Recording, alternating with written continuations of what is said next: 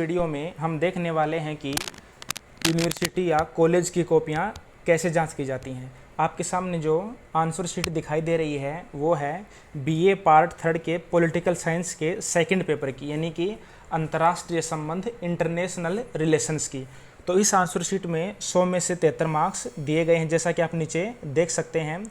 इसमें कुल 6 क्वेश्चन आए थे, जिसमें पहला क्वेश्चन था 30 मार्क्स का और उसके अलावा जो 5 क्वेश्चन थे वे थे 14-14 मार्क्स के। तो आप देख सकते हैं कि इनको 14-14 में से एक में 11 मार्क्स मिले हैं और बचे हुए में सभी में 10-10 मार्क्स मिले हैं। और पहला क्वेश्चन 30 नंबर का था, जिसमें 10 क्वेश्चन छोटे थे 3-3 मार्क्स के, तो उसमें इनको मिले हैं 30 में से 22 मार्क्स मिले हैं। तो इस प्रकार कुल मार्क्स मिले हैं 73। तो चलिए देखते हैं इन्होंने अपनी कॉपी में क्या लिखा है।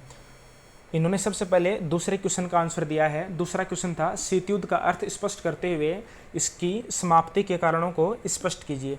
तो सबसे पहले इन्होंने शीत युद्ध का अर्थ लिखा है, उसके बाद में शीत युद्ध की समाप्ति के कारण लिखे हैं।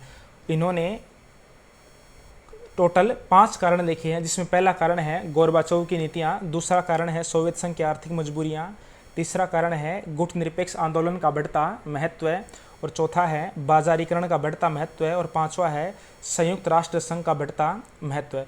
तो इस प्रकार आप देख सकते हैं कि इन्होंने इसका आंसर केवल 3 पृष्ठों में लिखा है, यानी कि लगभग 400 या 450 शब्दों में लिखा है। फिर भी इनको मार्क्स दिए गए हैं, 14 में से 11 मार्क्स दिए गए हैं, क्योंकि इनका लिखने का तरीका अच्छा था, इनकी राइटिंग भी बहुत अच्छी है और इन्होंने काम काम की चीज़ लिखी है, फालतू की चीज़ें नहीं लिखी हैं। अब चलते हैं अगले क्वेश्चन पर। अगला क्वेश्चन था सुरक्षा परिषद के गठन को स्पष्ट करते हुए इसके कार्यों का उल्लेख कीजिए। तो इन्होंने सबसे पहले इसमें लिखा है सुरक्षा परिषद की थोड़ी सी भूमिका लिखी है, उसके बाद में सुरक्षा परिषद का गठन लिखा है कि कुल 15 सदस्य होते हैं, जिनमें 5 स्थायी और 10 अस्थायी होते हैं। उसके बाद इन्होंने आंसर में लिखा है सुरक्षा परिषद की कार्य प्रणाली, और उसके बाद में लिखे हैं सुरक्षा परिषद के कार्य। तो यहाँ पर देख सकते हैं कि इन्होंने केवल 4 कार्य लिखे हैं, यानी कि इसका आंसर भी इन्होंने केवल 3 पृष्ठों में लिखा है। फिर भी इनको मार्क्स दिए गए हैं, 14 में से 10 मार्क्स दिए गए हैं। तो इस प्रकार आप देख सकते हैं कि कम लिखने पर भी अच्छे मार्क्स दिए जाते हैं, क्योंकि एग्जामिनर आपकी क्वालिटी देखता है, आपने कितना लिखा है वो नहीं देखता है। उसके बाद में अगला क्वेश्चन देखते हैं। अगला क्वेश्चन था कि वर्तमान परिदृश्य में, वर्तमान अंतर्राष्ट्रीय परिदृश्य में चीन की भूमिका का वर्णन कीजिए। तो इस आंसर में सबसे पहले थोड़ी सी भूमिका लिखी है क्वेश्चन की, उसके बाद में चीन की जो भूमिका है उसके बारे में बताया गया है, और इसमें इन्होंने मात्र 5 पॉइंट लिखे हैं, यानी कि कुल आंसर केवल 2 पृष्ठों में दिया गया है। फिर भी इसमें मार्क्स दिए गए हैं, 14 में से 10 मार्क्स दिए गए हैं। यहाँ पर आप देख सकते हैं कि इनको 14 में से 10 मार्क्स दिए गए हैं केवल 2 पृष्ठों में, यानी कि मार्क्स इसलिए दिए जाते हैं कि आंसर आपका अच्छा होता है, ये नहीं देखा जाता कि आपने कितने ज़्यादा पृष्ठ भरे हैं।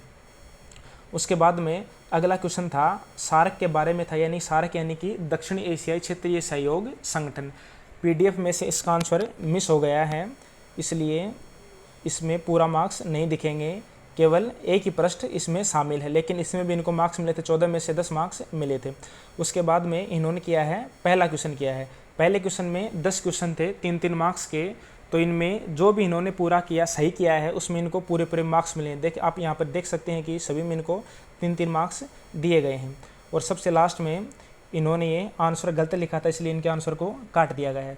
तो इस प्रकार आप देख सकते हैं कि इन्होंने बहुत ज़्यादा नहीं लिखा है, केवल काम काम की चीज़ें लिखी हैं। फिर भी इनको 100 में से 73 मार्क्स यानी कि 73 मार्क्स मिले हैं। और पॉलिटिकल साइंस में 100 में से 73 मार्क्स आना बहुत अच्छी बात होती है, कम मार्क्स नहीं होते हैं, बहुत अच्छे मार्क्स होते हैं।